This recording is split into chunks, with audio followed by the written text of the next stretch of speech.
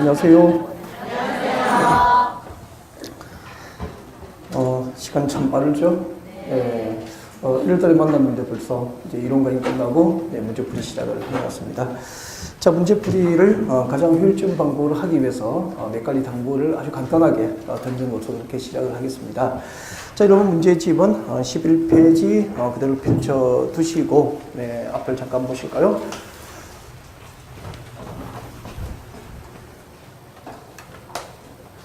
자,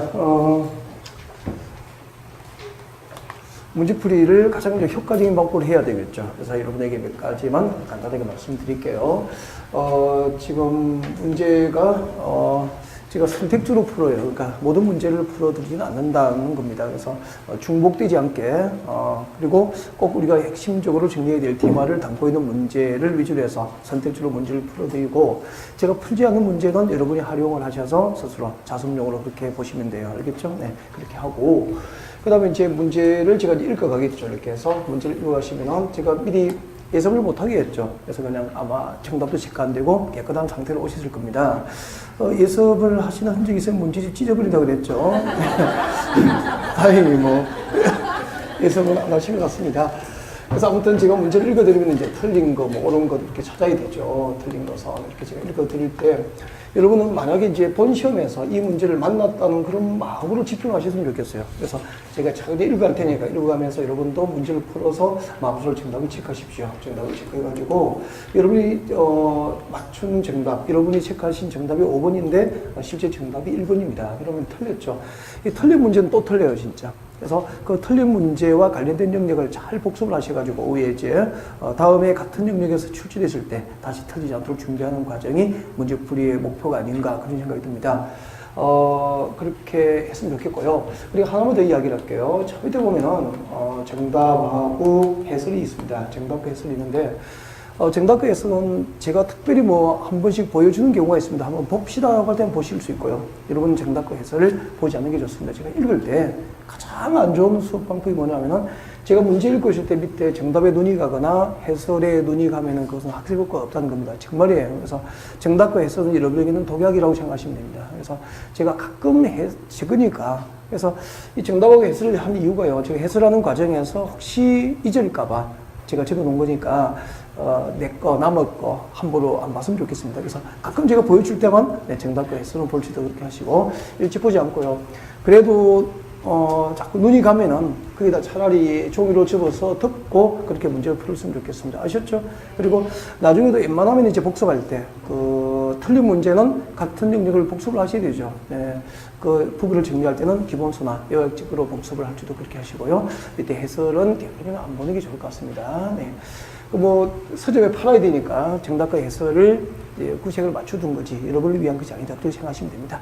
네, 이 정도 당부 드리고요. 그냥 바로 진도를 시작할지도 그렇게 할게요. 자, 1번 문제 여러분 교재 11페이지 1번 문제부터 이제 풀어드릴 거예요. 1번 문제를 풀 텐데 풀기 전에 잠깐 앞으로 봐요. 앞으로 보시고 자, 우리 이제 토지공법에 관련된 문제, 토지공법의 가장 기본이 되는 법이 저희들이 지금 공부하게 될 국토의 계획 및 이용에 관한 법률을 저희들이 양칭해서 국토계획법이다라고 하게 되죠. 자, 이 국토계획법의 양대 산맥이 있었죠. 네, 국토계획의 양대 산맥이다라고 하면은 첫 번째가요. 자, 우리나라 국토를 대상으로 수립된, 국토계획이죠. 국토를 대상으로 수립되는 각종 행정계획, 그 행정계획의 수립과 또 행정계획의 집행에 관하여 이 법은 규정하고 있다. 그렇게 해가지고, 자, 국토계획법상 각종 행정계획, 국토계획에 관한 법이다. 그렇게 할 수 있죠. 자, 국토종합계획 들어보셨죠? 국토종합계획도 있고, 광역도시계획도 있고, 도시군기본계획, 도시군관리계획, 지구단위계획, 입지규제, 제소구역계획 이렇게 쭉 나가게 됩니다. 그래서 자, 국토에 관한 각종 행정계획에 관하여 이 법은 규정하고 있다. 그렇게 되고요. 근데 모든 그 토지의 개발, 토지 개발과 또 토지 이용이 국토계획에 의해서만 이루어지는 거 아니죠. 예, 도시계획과 상관없이, 군계획과 상관없이, 도시적과 군적에서 토지를 소유한 자가 사적으로 개발할 수도 있잖아. 그 사적, 도시군 계획 사회화하지 않고 이루어지는 사적 개발은 임의로 할 수 있습니까? 허가받는 걸 원칙으로 합니까? 허가를 받는 걸 원칙으로 합니다. 그래서 우리는 개발 행위 허가 제도다. 그렇게 공부를 했죠. 그래서 자, 국토계획법과 국토계획과 그리고 이 개발행위허가제도가 이 법률을 구성하고 있는 양대 산맥이다. 그렇게 볼 수 있어요. 그래서 일단 우리가 첫 번째 오늘 국토계획과 관련된 문제를 풀어갈 텐데 그때 우리가 국토계획의 체계, 국토계획 체계를 이렇게 늘 학습을 했을 겁니다. 어려운 양반을 보도록 그렇게 하겠습니다. 자, 그때 우리나라 국토를 대상으로 수립된 국토계획 가운데서 최고의 국토계획은 국토종합계획, 국토종합계획이 있습니다. 그렇게 했죠. 이것은 우리나라 국토 전부입니다. 전 국토, 우리나라 국토 전부를 대상으로 해서 장기적인 이제 국토 개발에 대한 청사진을 보여주고 있는 계획, 그것이 곧 국토종합계획이다. 그렇게 하면 되고요. 종합이 들어가면은 일반 국민을 구성하는 법적 구성력이 있습니까? 없습니까? 없다. 네, 종합적인 청사진, 장기적인 발전 방향만 제시하기 때문에 구체적인 정책을 입안하고 결정하지는 않아요. 그래서 일반 국민을 구성하는 법적 구성력 없는 행정계획이다. 뭐 그 정도 하시면 되고요. 그 다음에 이제 전국토를 대상으로 국토종합계획이 수립되어 있다면 이웃하고 있는 2개 이상의 이제 시군 관할구역, 이웃하고 있는 2개 이상의 시군 관할구역, 전부나 일부를 한 개 단위로 해서 다시 국토는 계획됩니다. 그것을 무엇이라고 하죠? 광역도시계획이다라고 하죠. 그 광역도시계획을 수립한 단위는 어떻게 되죠? 국토종합계획이 전국도 단위라면 광역도시계획을 수립한 단위는 광역계획권이 되죠. 광역계획권 단위로 이제 광역도시계획이 수립된다. 그렇게 할 수 있죠. 예를 들면은, 자, 이게, 대전광역시가 있습니다. 대전광역시가 있고요. 자, 인근에 계룡시가 있죠. 계룡시가 있으면은, 자, 이렇게 이웃하고 있는 2개 이상의 시군관할구역, 전부 또는 일부를 하나의 단위로 묶어줍니다. 이것을 무엇이라고 하죠? 광역계획권. 이 지정된 광역계획권의 장기적인 발전 방향을 지시하기 위해서 수립하는 국토계획은 광역도시계획을 합니다. 그래서 광역도시계획도 광역계획권의 장기적인 발전 방향만 지시합니다. 그래서 구체적인 계획은 아니죠. 그래서 국토종합계획이나 광역도시계획이나 전부 국민을 구성하는 법적 구성력은 있어 없어? 없다. 그렇게 했었죠. 그 다음에 이제 전국토를 대상으로 국토종합계획, 광역계획을 대상으로 광역도시계획이 있다면은 우리나라에 있는 모든 도시하고 도시와 군은 그 관할구역을 한 개의 단위로 해서 다시 국토는 계획이 되어 있습니다. 그것을 무엇이라고 그랬죠?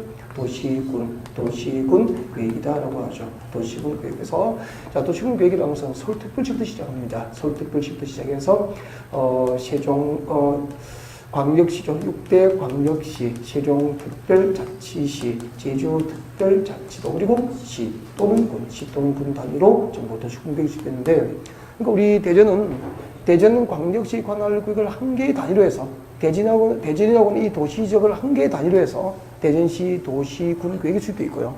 그리고 이제 충북 영동군은 영동군 관할구역을 한 개의 단위로 해서 영동군 도시군 계획이 수립되어 있고 그렇게 하죠. 그때 이제 도시가 수립하면은 무슨 계획이 됩니까? 도시 계획이 되고 군 단위로 수립하면 무슨 계획이 되죠? 군 계획이 되고 그래서 군은 관할구역 단위로 군 계획이 있고 도시지역은 관할구역 단위로 도시 계획이 있고 이를 합하여 도시군 계획이다라고 하는데 도시지역과 군 지역의 장기적인 발전 방향과 그 목표를 제시합니다. 무엇이 되죠? 도시군 기본계획이 되는 거죠. 도시군 기본계획 그렇게 되고요.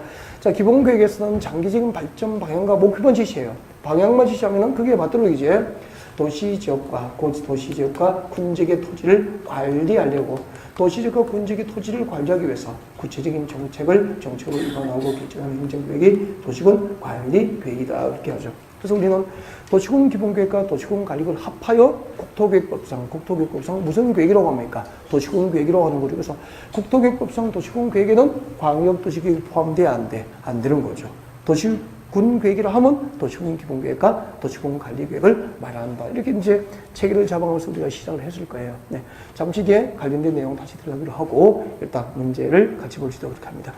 자, 1번 문제는 자, 용어 정의에 관련된 설명이죠. 국토계획법상 용어 정의에 관한 설명이다. 옳은 것은. 자, 1번. 자, 광역도시계획이란 광역시의 장기적인 발전 방향을 지시하는 계획이다. 몇 개 있습니까? X. 틀렸죠. 자, 광역도시계획은 수립한 단위가 광역시가 아니죠. 광역시가 아니고 지정된 광역계획원. 지정된 광역계획원의 장기적인 발전 방향을 지시하는 계획이 광역도시계획이 됩니다. 그 다음에 2번. 자, 도시군 계획에는 광역도시계획이 포함된다. 틀렸죠? 네. 이 법상 도시군 계획에는 도시군 기본계획과 도시군 관리계획이 포함되죠. 3번. 지구 단위 계획이란 도시군 계획 수립 대상 지역 전부를 하나의 단위로 토지 이용을 합리화하고 기능을 증진시키고 미관 개선 등을 목적으로 수행하는 도시군 관리 계획이다. 몇 개 씁니까? X. 자, 지구 단위 계획이란 도시군 계획 수립 대상 지역 전부입니까? 일부입니까? 일부 지역 단위의 도시군 관리 계획입니다. 그래서 전부가 아니고 일부 그렇게 되죠. 네. 잠깐 앞을 볼까요? 네. 잠깐 설명을 좀 드리겠습니다. 봐주세요. 여러분 여기 대전광역시입니다. 대전시. 그럼 봐요. 자, 전국토를 단위로 합니다. 전국토를 단위로 하면은 국토종합계획이고 두 개성의 시군을 묶은 광역계획권 단위로 하면은 광역도시계획이고 우리 대전은 한 개의 시, 한 개의 도시죠. 그러니까 이 대전과 같은 한 개의 시 관할구역을 단위로 하는 국토계획이 뭐죠? 도시군 계획이 되는 거죠. 도시군 계획. 그래서 우리 대전은 대전시 관할구역 전부를 한 개 단위로 해서 대전시 도시군 계획이 수립되어 있습니다. 그렇게 했을 거예요. 자, 그때 자 물어보면 대답하셔야 됩니다. 집중 여기 봐요. 이게 대전시 녹지지역이라고. 대전시 녹지지역인데 물으면 대답하세요. 대전시 녹지지역인데 녹지지역 위에 지정된 용도구역이 두 개가 있죠. 대전시 녹지지역이면서 동시에 어떤 용도구역이 지정됩니까? 뭐가 지정되죠? 대전시 녹지지역 위에 녹지지역이면서 동시에 두 가지로 묶여있잖아. 녹지지역 위에 지정된 용도구역 두 개를 말씀하시면 되는데 그렇죠. 개발제한구역. 녹지지역도 동시에 그린벨트, 개발제한으로 묶여있고요. 또 하나가 뭐죠? 공원으로 묶이잖아. 그때 공원의 정식 명칭이 뭐죠? 도시자연공원구역. 도시자연공원구역. 그렇게 되죠. 책 맞이지 말고 앞에 보고 집중해. 그린벨트, 개발제한구역하고 도시자연공원구역하고 그렇게 되죠. 그 다음에 녹지지역에서 그린벨트로 묶여있고 공원으로 묶여있잖아. 공원으로 묶여있고. 그럼 여기는 묶였어? 안 묶였어요? 안 묶인 지역은 그린벨트와 공원으로 묶이지 않은 지역은 그대로 있습니까? 시가지가 조성됩니까? 시가 조성되죠. 그래서 대전시 도시지역과 그 주변 지역에서 무질서하게 시가지가 이렇게 조성되는 거야. 이 무질서한 시가지 개발은 곧 난개발과 환경 파괴의 원인이 되죠. 이것을 방지할 목적으로 지정하는 용도 그게 뭐죠? 시가와 조정구역, 시가와 조정구역 그렇게 되잖아요. 만약에 이게 인천이라면은 앞에 공유수면이 있죠, 바다가 있죠. 그때 이제 공유수면 바다, 수단자원 보호육성이 필요한 공유수면하고 그 인접된 토지를 대상으로 수단자원 보호육성을 목적으로 지정하는 게 뭐죠? 수산자원 보호구역, 수산자원 보호구역 그렇게 되죠. 네, 근데 수산자원 보호구역이 지정된 지역은 해제가 되더라도 바다잖아. 공유수면이기 때문에 지구단위 구역수에서 개발할 수 있어 없어? 없죠. 그러면은 여기서 봐요. 이제 개발제한구역과 도시자연공원구역과 시가와 지구로 묶이는 상태에서는 지구단위로 개발할 수 있어 없어? 없잖아요. 없기 때문에 개발제한구역과 도시자연공원구역과 시가와 주정구로 묶여있는 지역입니까? 묶여있다가 해제가 되는 구역입니까? 묶여있다가 해제되는 구역. 해제되는 구역은 지구단위 구역수에서 개발을 하게 돼요. 그러면은 대전시 주변의 그린벨트가 전부 해제될 리는 없잖아요.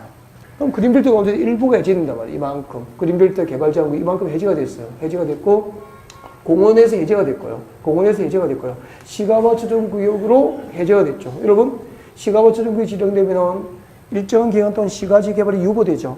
근데 유보 기간이 몇 년 사이에서 정하죠? 5년 이상 20년 이내에서 유보 기간을 정하게 되잖아.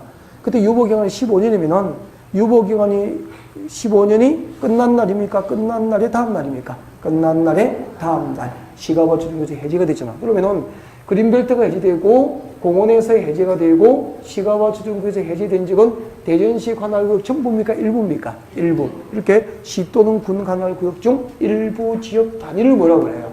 지구 단위라고 하는 지구 단위. 그래서 지구 단위라는 것은 시 또는 군 관할구역 한 개의 도시 지역과 한 개의 군 관할구역 중 전부를 말합니까? 일부 지역 단위입니까? 일부 지역 단위를 지구 단위라고 배웠고 그 일부 지역 단위의 개발 계획. 그러니까 그린벨트가 해제되고 공원에서 해제가 되고 시가와 조정이 해제되면은 그 지역의 특성에 맞도록 계획적으로 개발이 필요하죠. 그래서 그 일부 지역 단위의 도시공 관리 계획을 수립해서 개발을 하게 되는데 그 일부 지역 단위의 도시공 관리 계획을 무엇이라고 한다? 지구 단위 계획이라고 한다는 거죠.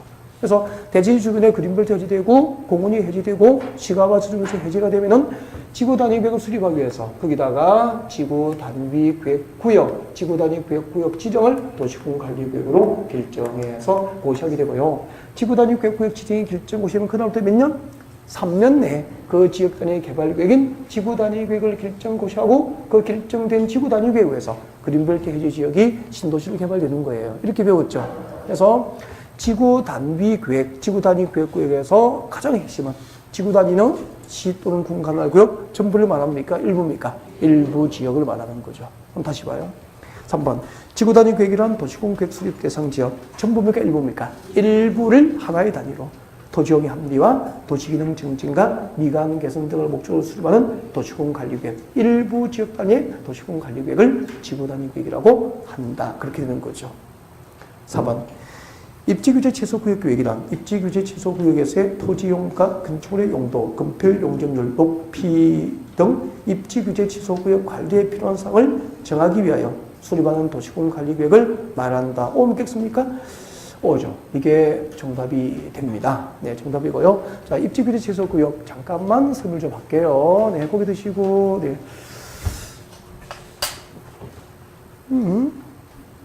제가 문제일 때 문제만 집중해야 되고, 요약집 만족하면은 안 됩니다. 네. 싫어요, 제가 그런 거. 다 집중하고. 내가 문제 읽고 있고 자기는 요약집 뒤적거리고 있으면 그거는 저와 같이 호흡을 안 맞추는 거잖아. 그러면 안 되죠. 네. 시작해요. 네, 앞에 보시고, 입지규제 최소구역이에요. 입지규제 최소구역. 이렇게 공부했잖아.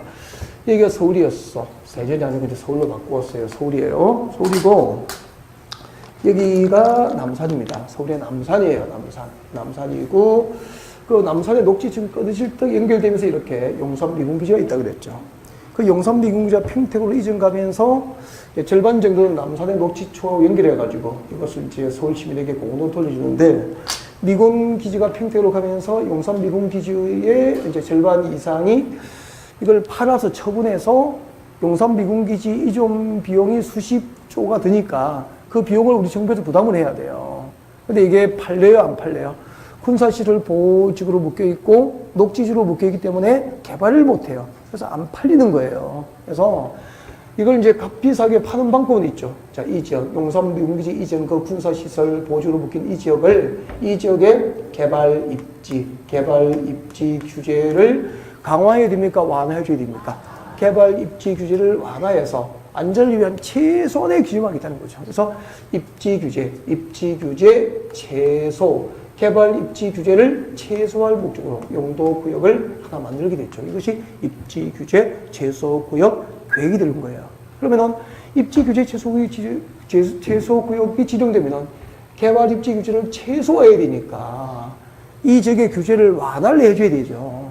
그러면은 어떻게 해야 개발이 이루어질까를 생각하면 돼요. 근데 말로 말이야. 서울시에서 야, 용산 미군지 이전 부지 땅 사면은 건폐를 완화하고 건축할 수 있는 건축 용도를 종류별 늘려주고 용적률 완화해주고 높이 규제 다 완화해주고 할 테니까 비싼 값에 땅 사세요. 믿어요, 안 믿어요? 안 믿잖아. 그래서 지구 단위 계획이 지정되면 지구 단위 계획을 결정해서 개발하듯이 입지 규제 취소 계획이 지정되면은 네, 그 규제를 행정 계획으로 완화를 해주기 위해서 입지 규제 최소 구역 무엇이 수립됩니까? 입지 규제 최소 구역 계획이라는 게 수립되는 거예요. 그 수립된 입지 규제 최소 구역 계획이라고 하는 행정계획에 의해서 규제를 행정계획에 의해서 공적으로 완화해 주는 거죠. 그럼 이제 무엇을 완화해야 개발이 가능해지게 되죠? 우리 건축법상 건축물의 용도별 종류가 몇 가지가 있죠? 건축법상 건축물의 용도별 종류가 몇 가지 있냐고요? 29개. 단독주택, 공동주택, 1종 권리생활시설, 2종 권리생활 이렇게 시작해서 자연장 시설까지 29개 정도가 있다고 배웠죠. 그 29개 용도 가운데서 용산 미구지 땅 사면은 네, 대부분의 용도의 건축을 못하게 하면은 누가 땅 사겠어? 그러면 진짜 그 서울시 한복판에 장례식장 건축하면 안 되겠죠. 그죠? 화장장 건설하면 안 되겠죠. 이런 해모시를 빼고는 네, 수익이 날 수 있는 대부분의 건축물의 용도는 건축이 가능할 수 있도록 규제를 완화해야 되겠죠. 그래서 입지규제 최소구역 계획에 의해서 건축법상 용도별 종류, 건축 가능한 용도별 종류를 줄입니까? 늘려줍니까? 늘려주는 거지. 건폐율 그대로, 녹지지역 그대로 20% 주면은 땅 사요? 안 사요? 안 사죠. 건폐율 완화해줘야 되겠죠? 뭐 상업지역처럼 80%, 90%까지 개발 가능하도록 완화해줄 거 아닙니까? 그 다음에 또 높게 건축, 뭐 200층, 150층 뽑아야 되니까 용적률 완화해줘야 되겠죠? 그리고 높이 규제, 건축법상 높이 규제를 그 정도 해야 됩니까? 완화해줘야 됩니까? 이런 것들을 내용으로 규제를 완화하기 위한 행정계획을 입지규제 제소구역 계획이라고 하는 거야. 그래서 입지규제 제소구역 계획에 의해서 해당 지역에 허용될 수 있는, 허가될 수 있는 건축의 용도, 그리고 종류, 규모 전부 완화해주고, 그리고 금별 용적률 높이지 않는 등 규제를 완화해주기 위해서 입지규제 제소구역 계획이 수립된다는 거죠. 그러면은 조금 전에 공부했던 거. 개발제한구역과 도시재생보건구역과 시가와지정구역과 수단자원보호구역은 개발 허용입니까? 개발 규제입니까? 개발 규제가 목적이지만 입지규제 제소구역은 개발 규제입니까? 개발 완화입니까? 개발 완화, 개발을 제도적으로 보장하기 위해서 입지규제 제소구역 제도가 도입됐다. 그렇게 볼 수 있는 거죠. 자, 문제 같이 봅니다.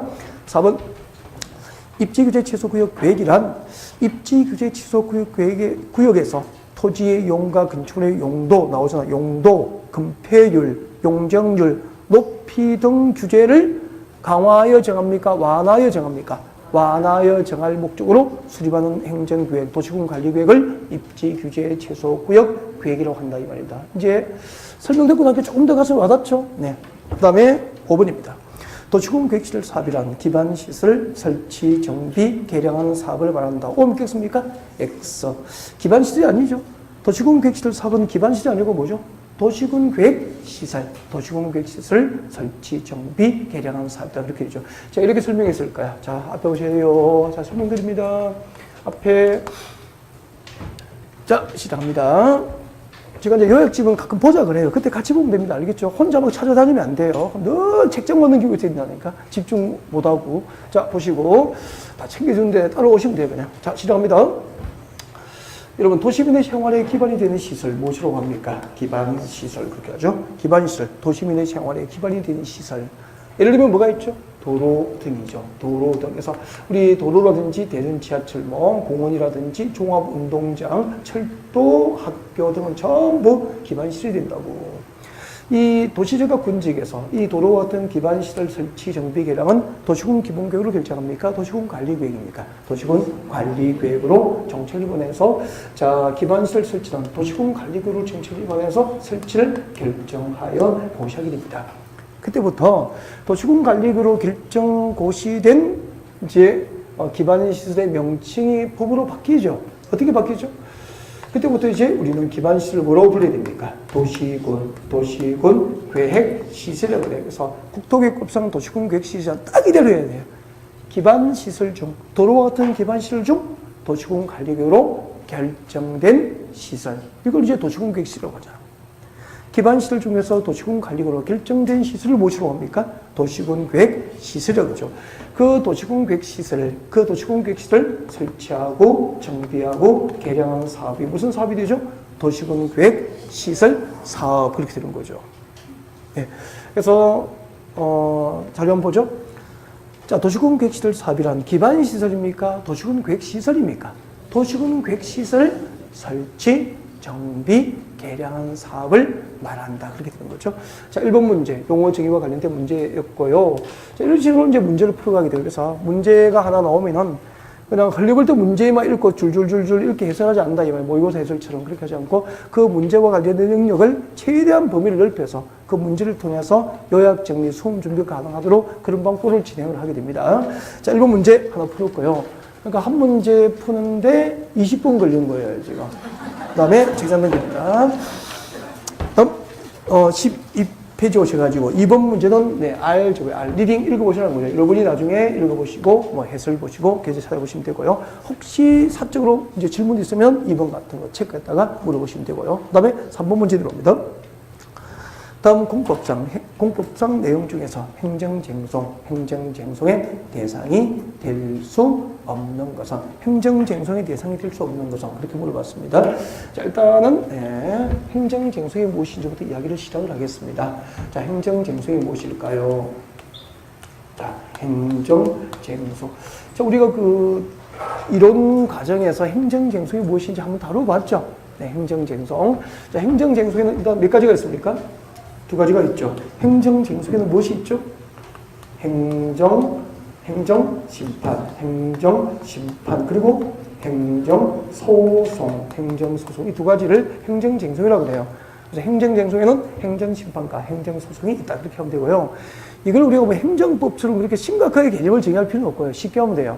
자, 행정심판하고 행정소송이 뭐냐면은, 자, 행정쟁송이라는 것은 위법부당한 행정처분에 대해서, 저 위법부당한 행정계획이라고 했습니까? 행정처분이라고 했습니까? 위법부당한 행정처분에 대하여, 네, 이제 위법부당한 행정처분을 당한 국민이 구제를 받아야 되겠죠.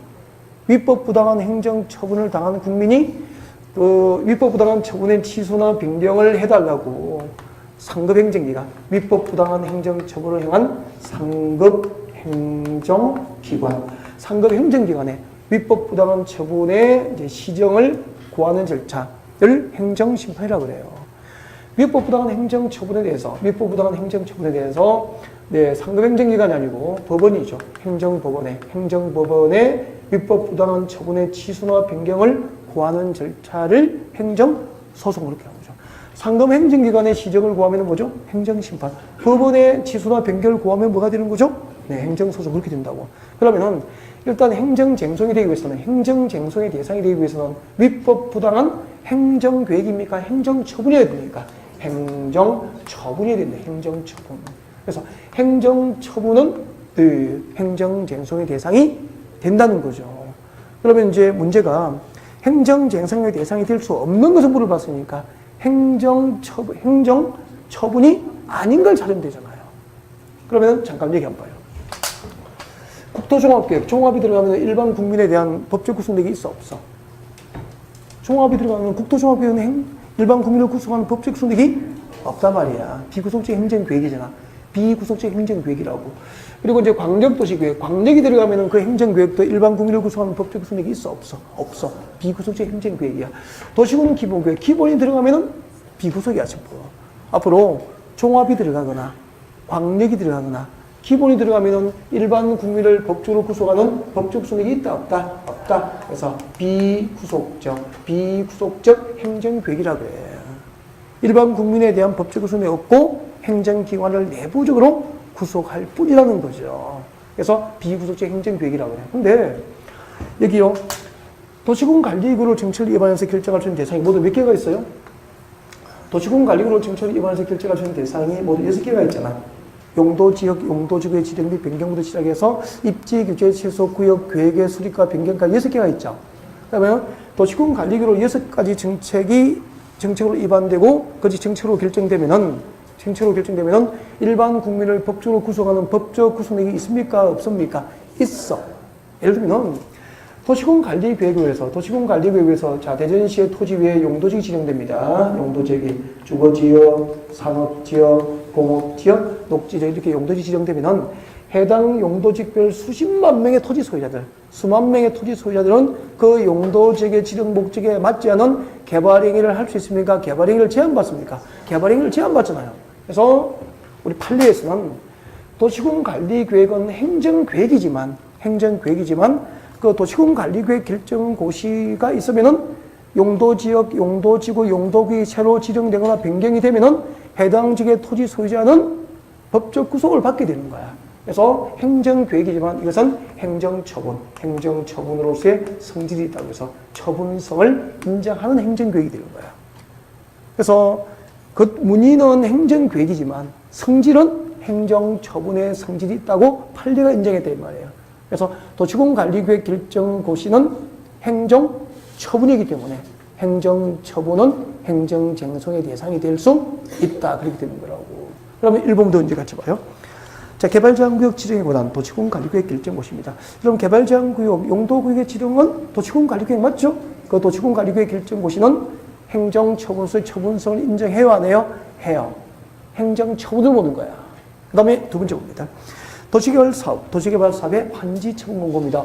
여러분, 도시개발 사업은 무엇으로 결정합니까? 도시군 관리로 결정하죠. 그래서 도시개발 사업에 의해서 이루어지는 환지처분도 행정처분으로 봅니다. 그리고 정비사업, 여러분 정비사업 중에서 주택 재건축 사업도 정비사업도 도시군 관리로 결정하는 거 맞죠? 그래서 도시군 관리로 결정하기 때문에 재건축 사업을 위한 관리처분계획 인가고시도 행정처분으로 보는 거예요. 그 다음에 4번 도시군계획시설 사업. 여기요, 도시군계획시설 사업은 금방 사업을 무엇으로 결정했습니까? 도시공 가중을 결정했죠. 그래서 도시공계획시설 사업 시행자의 처분도 행정처분으로 오는 겁니다. 그래서 동그라미 1번부터 4번까지 공통점, 동그라미 1번부터 4번까지 공통점은 전부 도시공관리계획에서 사업이 결정된 것이기 때문에 또 용도구역의 지정이 도시공관리계획에 의해서 이루어졌기 때문에 전부 행정처분으로서 처분성을 부정합니까? 인정합니까? 인정하고 행정처분으로서 처분성이 인정되기 때문에 이것은 위법부당한 처분이라면은 행정쟁송으로 다룰 수 있어야 되죠. 그래서 행정쟁송의 대상이 된다라고 합니다. 근데 제일 밑에 5번 봅니다. 도시공 기본계획에 대한 중앙도시계획의 심의입니다. 그럼 도시공 기본계획은 일반 국민에 대한 법적 구속력이 있어? 없어? 없죠. 이것은 행정처분으로 보지 않는다. 그래서 정답은 5번 그렇게 되는 겁니다. 이런 문제가 옛날에는 종종 나왔는데 요즘에 한 5년 정도는 안 나왔어요. 안 나왔고, 그래서 이제 뭐 마작을 위해서 문제풀이니까 조금 범위를 넓혀서 본 거니까 그렇게 중요한 문제는 아니다. 그렇게 보면 됩니다. 네. 그 다음에 이제, 오른쪽으로 갑니다. 13페이지 오셔가지고, 제2장, 광역도시계획 파트를 들어가야 될 텐데, 여기요. 이제 광역도시계획 문제를 풀기 전에 일단 광역도시계획이 수립되기 위해서 뭐가 먼저 지정돼야 됩니까? 광역계획권의 지정이 먼저 있어야 되죠. 그래서 광역계획권을 먼저 공부하고, 그 다음에 광역도시계획 관련된 문제를 볼지도 그렇게 중요합니다. 그래서 광역계획권을 먼저 복습을 해드릴 거예요. 자, 광역계획권 앞에 보시고,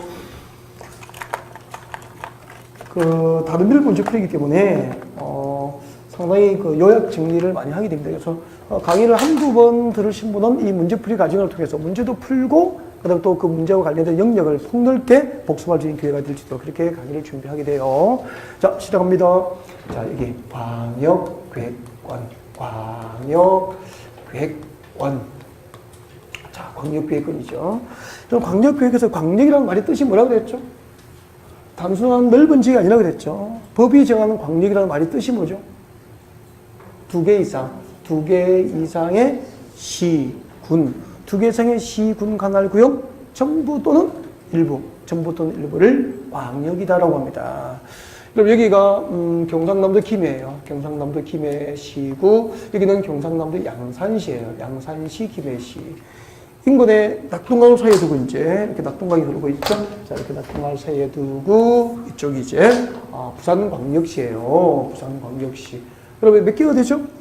양산 김해 부산을 묶어버리면 3개가 되잖아. 이 3개를 묶어버리면 뭐가 되는 거죠? 광역계획권이 되는 거예요. 광역계획권. 이렇게 이웃하고 있는 두 개 이상의 시군 관할구역 전부 또는 일부를 하나의 단위로 묶어주면 광역계획권이 돼요. 그때 양산 김해시하고 부산시 관할구역 전부를 포함시킬 수도 있고 부산시 관할구역 일부를 포함시킬 수도 있어. 이렇게 인접시군 일부를 포함시킬 때는 면 단위로 포함시켜야 돼. 이웃하고 있는 두 개 이상의 시군 관할구역 전부 또는 일부를 포함시키는데 일부를 포함시킬 때는 단위가 구 단위로 읍과 면 단위로 일부 포함이 가능한 거야. 그러니까 만약에 부산광역시 일부를 광역권에 포함시킬 거야. 양산 김해하고 일부를 포함시키면 여기에 옆에 있는 거 부산시 쪽에 강서구, 부산시 북구 이렇게 구 단위로 포함시킬 수 있는 거야. 그러면 부산광역시 강서구, 북구, 김해, 양산을 묶으면 뭐가 되는 거죠? 광역계획권. 이렇게 광역계획권 이렇게 되는 거예요. 그 다음에 전부를 포함시킬 수 있죠. 전부를. 자, 여러분 여기는 여기는 대전시예요. 대전시 인근에 계룡시 이렇게 묶어버리면 뭐가 되는 거죠? 이것도 광역계획권. 그럼 이제 계룡시하고 대전광역시 일부를 포함시키려면은 뭐 단위로 해야 됩니까? 대전시 구 단위로 일부가 계룡시하고 포함되어서 지정될 수 있다 이 말입니다. 아시겠죠? 네. 군 지역 일부를 포함시킬 때는 구 단위입니까? 읍면 단위입니까? 읍면 단위로 포함이 되는 거야. 이렇게 두 개 이상의 시군 관할구역 전부 다 일부를 포함해서 광역계획이 지정이 된다. 그렇게 보면 되고요. 근데 이제 광역계획에서 제일 중요한 게 있죠. 제일 중요한 게 광역계획권의 지정권자가 제일 중요해요. 자, 이렇게 설명했을 거예요. 광역계획의 지정권자. 자, 부산이었죠. 부산시 전부하고 양산하고 김해를 포함시켜서 광역계획을 지정했어요. 이렇게 지정했어. 이렇게 지정하면은 잘 보십시오. 왼쪽은 부산광역시. 오른쪽은 뭐죠? 양산 김해니까 경상남도가 되잖아. 그러니까 광역계획이 어디에 걸쳤죠? 시도에 걸쳤잖아. 두 개 이상의 시도에 걸치면 어느 한쪽의 시장이나 도지사가 일방적으로 지정할 수 있는 관할 구역 안에 있습니까? 그 범위를 넘었습니까? 넘었기 때문에 시도에 걸치면 그 위에 누구죠? 국토교통부 장관. 그래서 광역교육권이 두 개 이상의 시도 관할에 걸친 경우는 국토교통부 장관, 국토교통부 장관이 광역교육권의 지정권이어야 되는 거죠. 광역교육권이 두 개 이상의 시도 관할에 걸치면 국토교통부 장관이 지정하고, 그 다음에 여기는 경기도 광명, 여기는 경기도 안양시예요. 광명시하고 안양시를 묶어버립니다. 묶어버리면은 광명시나 안양시랑 일방적으로 지정할 수 있는 범위를 각각 넘어버렸죠. 그러면 이제 광명하고 안양은 기초자치단체고, 광명과 안양이 포함된 상급단체, 광역자치단체는 특별시입니까? 광역시입니까? 도입니까? 둘 다 경기도에 해당하잖아. 그래서 같은 도 관할구에 두 개의 생의 시구를 묶어서 광역구역이 지정됩니다. 이때는 누가 지정합니까? 관할도지사. 관할도지사가 광역구역을 지정하게 되죠. 여기까지. 그래서 광역구역은 국토교통부 장관 또는 누가 지정하죠? 도지사. 도지사가 광역구역을 지정할 수 있다. 그렇게 하면 되고요. 그 다음에 이제 광역구역을 지정한 목적이죠. 무슨 목적으로 지정했을까? 목적까지. 이 목적을 쪽지에 적어서 암기할 필요는 없어. 나올 때마다 복습은 해둬서 나중에 보고 낯설어 하면 안 돼요. 자, 광역구역을 지정한 목적이 있습니다. 이해하면 이제 오래 기억이 좀 되잖아요. 자, 어떤 목적으로 광역구역을 지정했을까? 부산, 양산, 김해를 왜 광역구역으로 묶었을까? 그걸 보는 거죠. 무슨 목적이냐면 이런 목적이죠. 여러분, 그 현대 도시의 도시 문제 들어봤죠? 현대 도시의 도시 문제가 뭐가 있죠? 이야기하기. 현대 도시의 도시 문제. 환경 문제, 교통 문제, 주택 문제, 인구 문제. 이거 지금 뭐 현대 도시의 도시 문제 아닙니까? 이거 어떻게 현대 도시의 도시 문제, 교통 문제, 인구 문제, 환경 문제, 주택 문제, 이거는 한 개의 시군 단위로, 시군과 같은 행정구역 단위로 그 문제가 해결돼야 안 돼. 안 되거든. 예를 들면은 서울의 주택 문제, 부산의 집값이 해운대 집값이 비싸니까 신혼부부 해운대 직장을, 부산에 직장을 다니지만 집을 부산에 살 수 없는 거야. 인근의 양산이나 김해에서 신도시 아파트가 상대적으로 부산보다 싸니까 여기 집을 구할 수도 있죠.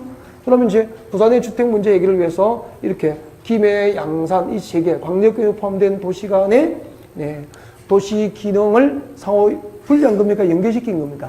연계시킨 거죠. 그리고요, 부산 지하철이 김해, 경전철하고 다 연결되어 있고요. 부산 지하철 이어서 양산까지 다 가요. 서울 지하철이 안양, 광명, 인근에 다, 인천 다 연결되어 있듯이. 그래서 이 광역구역에 포함된 시군의 도시의 공간구조, 도시 공간구조와 그리고 도시기능 상호 연계 목적입니다. 광역구역에 포함된 두 개의 생의 시군의 도시의 공간구조와 도시기능을 상호 연계시키고, 그 다음에 이제 환경보전이죠. 환경보전을 목적으로 광역구역이 지정됩니다. 예를 들면 부산, 김해, 양산 사이 낙동강이 있잖아요. 상류지역 양산에서 아무리 맑은 물을 흘려보내더라도, 그죠? 뭐 김해에서 맑은 물을 흘려보내도 상류 쪽에서 뭐 이렇게 오염된 물을 흘려보내면 낙동강 환경은 보존될 수 없는 거잖아. 그래서 낙동강 수에 두 개의 생의 시군의 공동 노력과 협력이 필요할 경우 환경 보존을 목적으로도 광역구역이 지정될 수 있어요. 그리고 기반시설 중에서 두 개의 생의 시군에 걸치면 뭐가 되죠? 기반시설 중에서 두 개의 생의 시군에 걸치거나 두 개의 생의 시군이 공동으로 이용하면은 광역시설이 되잖아. 그럼 여기에 부산, 김해, 양산에 설치된 지하철, 도로 등은 전부 광역시설이야. 마지막에 이제 이 광역시설의 재개적 정비 등을 목적으로 이웃하고 있는 두 개의 생의 시군 관할구역 전부 또는 일부를 하나의 단위로 묶어서 국토교통부 장관 또는 도지사가 광역구역을 지정한다. 그렇게 하면 되죠. 네. 자, 광역구역에 대해서 대략적 문제 설명을 들었으니까 우리 문제로 확인하는 방법으로 갑니다. 문제 풀러 와요. 자, 여러분 문제집 13페이지입니다. 자, 13페이지 1번 문제가 처음입니다. 자, 국토계획법상 광역계획권 지정, 광역계획권 지정에 관련된 설명 중 틀린 것은 1번. 광역계획권이 둘 이상의 시도 관할구에 걸친 경우에는 시도 관할구에 걸친 경우, 아까 상상하고 있습니까? 그러니까 부산, 김해, 양산은 시도 관할구에 걸친 거 맞죠? 걸친 거에는 누가 지정합니까? 관계되는 시도지사가 협의해서 지정할 자를 정한다. 틀렸죠? 광역구역권이 둘 이상의 시도 관할구에 걸친 경우에는 누가 광역구역을 지정하죠? 국토교통부 장관이 지정합니다. 그래서 1번이 정답이 되고요. 2번, 광역구역권이 도 관할구에 속하는 경우, 아까 광명하고 안양시는 같은 경기도 관할구역 맞죠? 이때 누가 지정하죠? 관할도지사가 지정할 수 있죠. 네, 1번이 정답이 됩니다. 3번. 광역계획에 포함된 시군의 줄 것이죠. 공간구조와 기능의 상호 연계. 광역계획에 포함된 시군의 공간구조와 기능의 상호 연계. 그리고 환경보전, 그리고 광역시설의 체계적 정비. 줄 것입니까? 이 세 가지가 뭐죠? 광역계획의 지정 목적이 주죠. 어디에다가 지정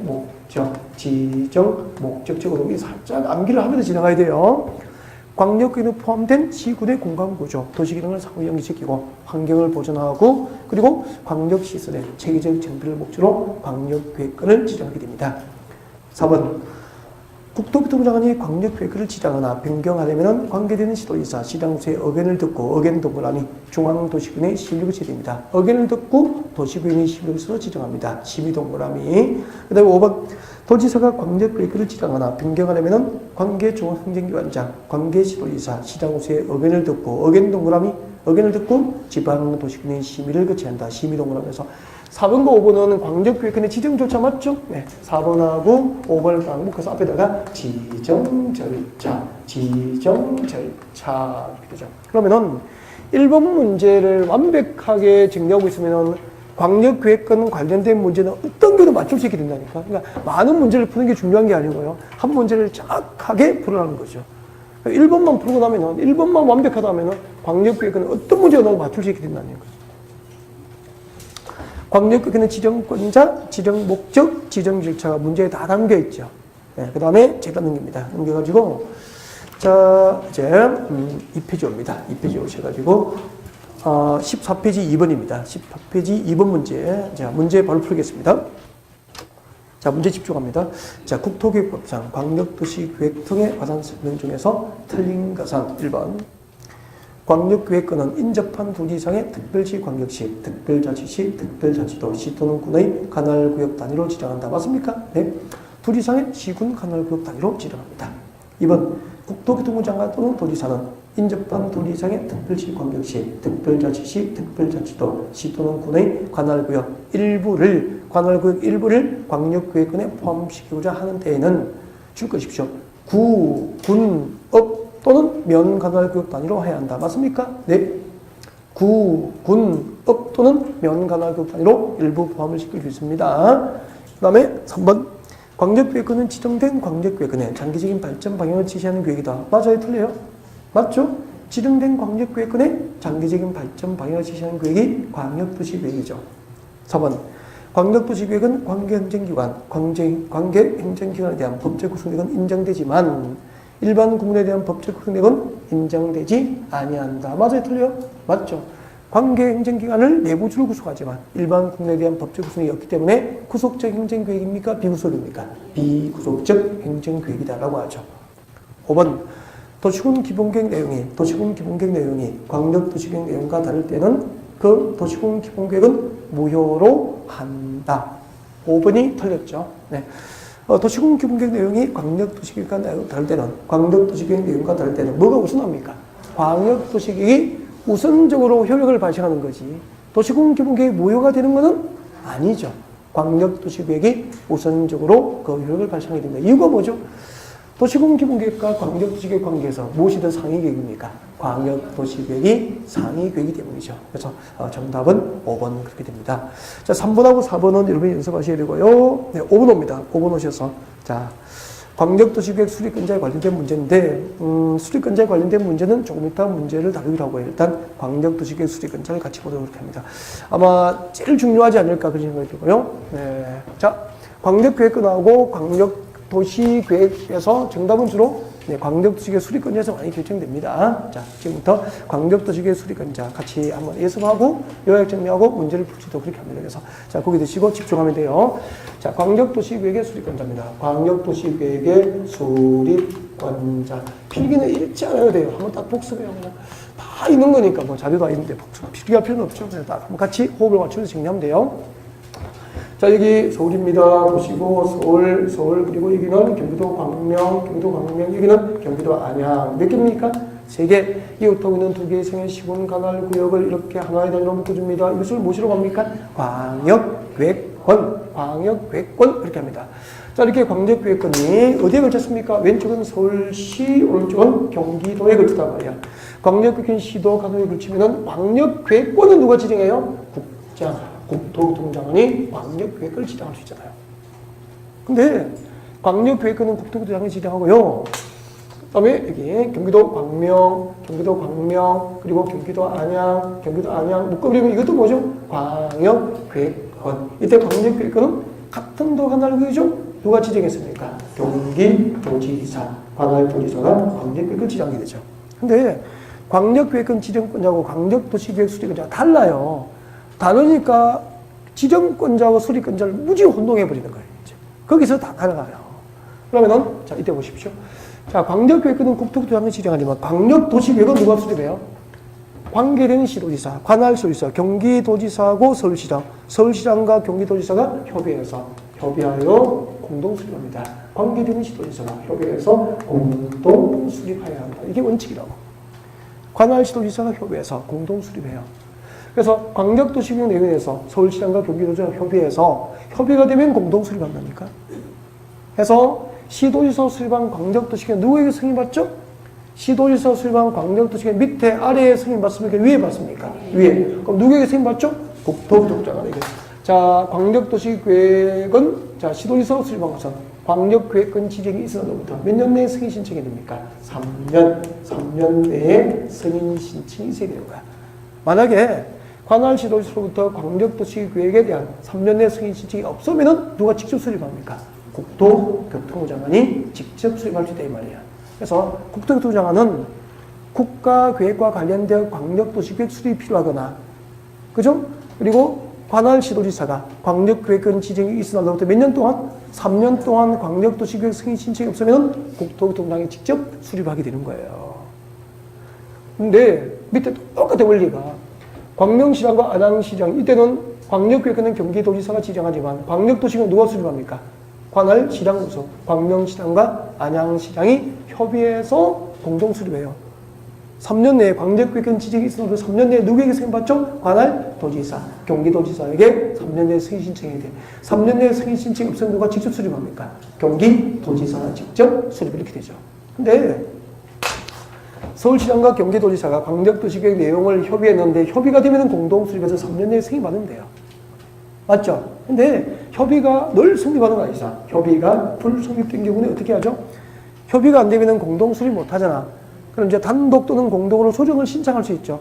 밑에 합니까? 위에 합니까? 위에. 그래서 서울시장과 경기도지사는 단독 또는 공동입니다. 단독 또는 공동으로 광역도시계획 내용에 대한 조정을 신청할 수 있다고. 누구에게 조정 신청하죠? 국토교통장관에게 단독으로 조정 신청할 수도 있고 공동으로 조정 신청을 할 수도 있어. 만약에 자 서울시장하고 경기도지사 어느 한쪽에서 일방적으로 단독으로 조정 신청한 거야. 단독으로 조정 신청했으니까 어느 한쪽에서 일방적으로 조정 신청한 거잖아. 당사자 간에 충분한 협의가 됐다는 겁니까? 안 됐다는 겁니까? 안 됐죠. 그래서 단독으로 조정 신청이 있으면 국토교통부에서는 기한을 정하여 협의하도록, 다시 한 번 더 협의하도록 협의를 권고할 수 있다. 공동으로 조정 신청했을 때 협의를 요청합니까? 협의를 권고합니까? 단독입니까? 단독으로 조정 신청한 경우에는 협의를 권고할 수 있고, 국토교통장관이 정한 기한 내에 협의가 이루어지지 않게 되면 누가 직접 조정합니까? 국토교통장관이 중앙도시위원회의 심의를 거쳐서 직접 조정할 수 있고, 그 국토교통장관이 조정을 하면은 그 조정 내용을, 조정 결과를 수립권자는 광역도시계획 수립에 반영합니까? 무시합니까? 반영해야 한다. 이렇게 진행이 되는 거죠. 여기까지. 자, 광역도시계획 수립권자였는데, 여기까지 이제 보편적으로 우리가 연습을 널리 했던 거예요. 오늘 이제 개까지인데, 수험생이 가장 많이 다치는 개까지가 하나 있어. 중요하지 않은데 나오면 발목 탁탁 잡는 부분이 있다. 그 부분을 지금 진행할 거예요. 자, 봐요. 보고, 제가 이걸 필기를 안 해두고 체크를 안 해두고 많이 불안하기 때문에 나중에 이런 복습할 수 있도록 여기 집에 찾아서 같이 확인할 수 있도록 해드릴게. 자, 같이 봅니다. 자, 이제, 경기도 광명하고 안양을 묶어서 광역계획이 지정되는 경기도지사가 광역계획을 지정하고, 광역도시계획 누가 수립하죠? 광명시장과 안양시장이 협의해서, 관할시장으로서 광명시장과 안양시장이 협의해서 공동 수립합니다. 이게 원칙이라고. 네, 원칙이고 협의가 안 되면은 이제 단독 또는 공동으로 경기도지사에게 조정신청하겠죠. 단독으로 조정신청했으면 경기도지사는 당사자 간의 협의하도록 공고할 수 있고 기한 내에 협의가 이루어지지 않게 되면 경기도지사가 직접 조정하고 똑같아 올려가요. 근데 광명시장과 협의해서 광명시장과 안양시장 협의해서 관계된 시장소 협의해서 공동 수립하는 게 원칙인데 자 광명시장과 안양시장 관계된 시장소가 협의하여 도지사에게 공동 수립을 요청할 수 있어요. 협의하여 도지사에게 공동 수립을 요청하면은 그때 광명시장과 안양시장, 관할시장으로부터 요청을 받은 경기도지사와 광명시장, 도지사와 관할시장으로서가 공동 수립할 수 있어요. 도지사하고 시장군수, 관할 경기도지사하고 시장군수가 공동 수립하는 게 가능해요.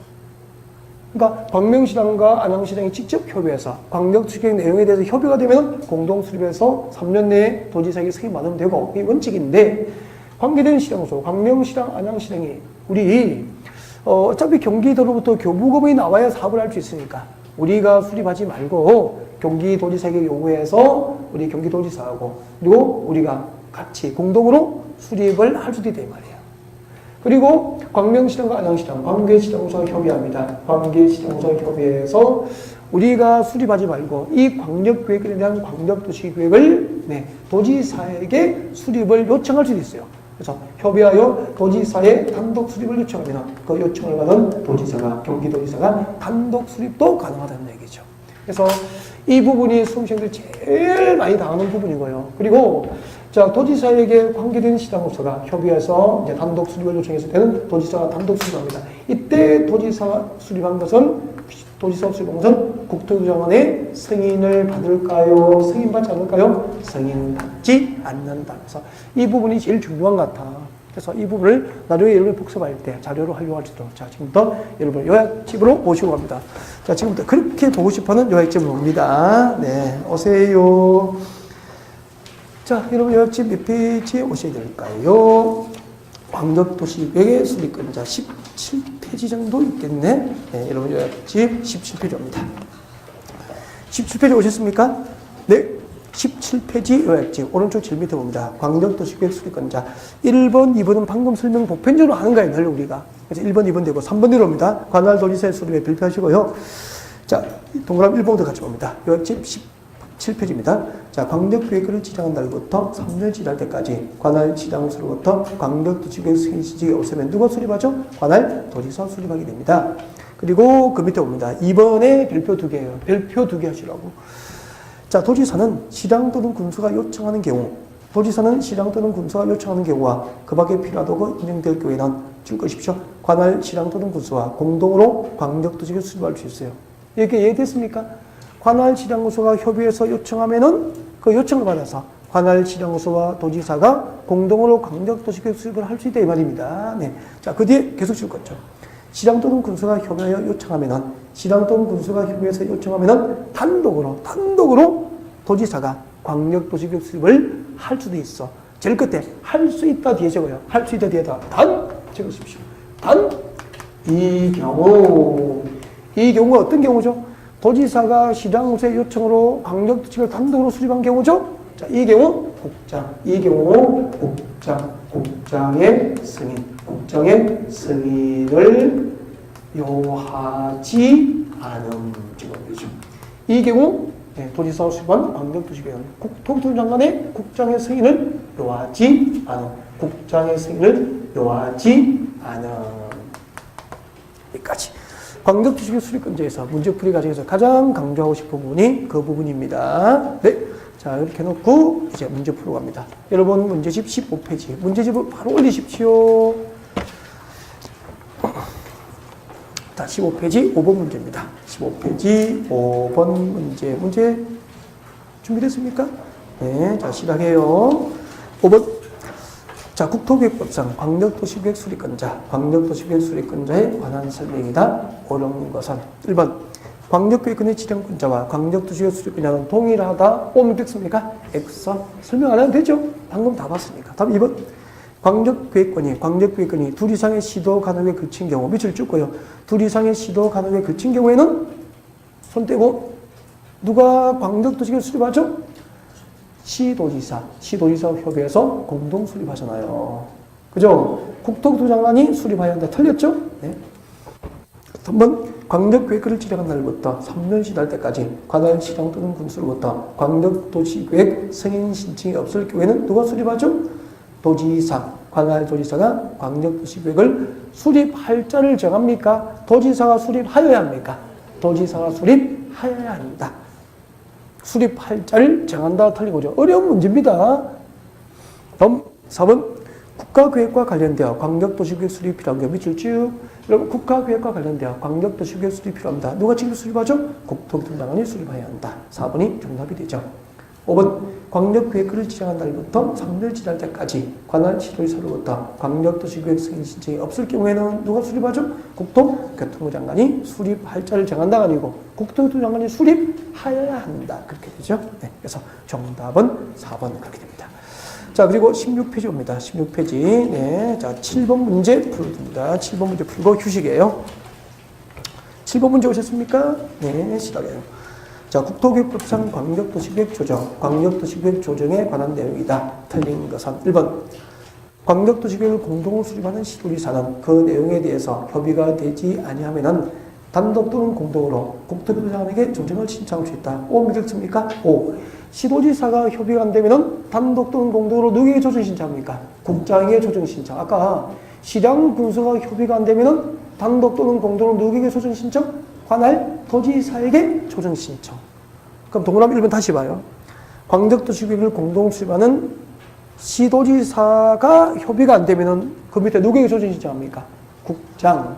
근데 광역도시계획을 공동으로 수립하는 시장 군수는 그 내용에 대해서 협의가 안 되면 누구에게 조정 신청하죠? 도지사. 원리가 똑같죠.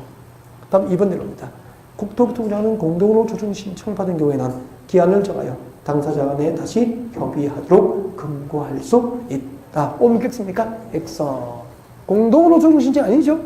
단독으로 조정 신청이 있을 경우에 하나요? 기한을 정하여 협의하도록 금고할 수 있다. 그렇게 되죠. 공동 조정 신청은 협의 금고 대상이 아니죠? 단독으로 조정 신청이 있을 경우에는 협의하도록 금고할 수 있다. 그렇게 되죠. 그래서 정답은 2번. 3번. 위 이의 국토교통부 장관이 정한 기한 내에 협의가 이루어지지 않게 되면 국토교통부 장관이 이를 직접 조정할 수 있고요. 4번. 국토교통부 장관은 조정 신청을 받은 경우에는 중앙도시계획위원회 심의를 거쳐서 광역도시계획 내용을 조정해야 합니다. 5번. 위 사의 경우 이해관계를 가진 지방자치단체장은 중앙도시계획위원회 회의에 출석해서 의견 진술 가능합니다. 5번 지분 낯설죠? 이것도 좀 챙겼으면 좋겠습니다. 그래서 5번에 별표 하나 해놓고 지나갈 때 좀 읽어서 낯설지 않도록 했으면 좋겠어요. 자, 여기까지입니다. 자, 광역계획권과 광역도시계획 관련 문제였고요. 네, 잠시 쉬었다가 제3절 도시공기본계획에서 진도를 받아갑니다.